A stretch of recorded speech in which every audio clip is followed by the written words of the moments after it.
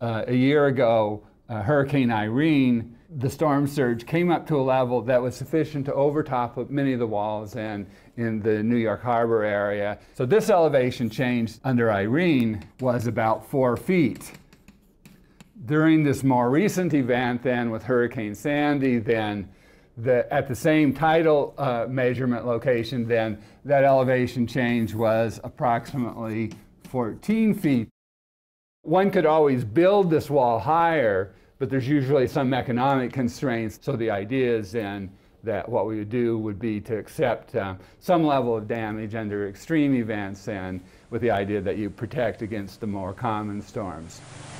All of this analysis is predicated on the notion that we understand what the risk is of these severe storms, and that's always just based on historical information that's available. So the big problem, of course, that seems to be the issue right now is whether past history then has any relevance to what we might expect going forward.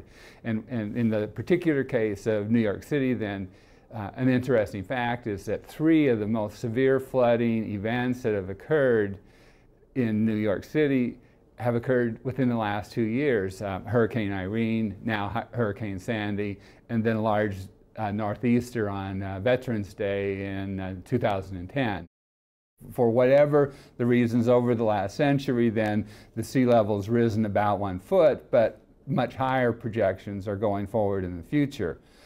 In addition to that, then, climate change models then have suggested that there will be more extreme weather events. And if we see that there's an anticipation of a more extreme environment that would be out there with regards to coastal flooding and so on, then what we have to do is go back and recognize that these more increased water levels then are going to result in more coastal flooding and require a reevaluation of any shore protection that has currently been provided along the coastlines, and also probably the need for additional protection in areas that currently don't have it.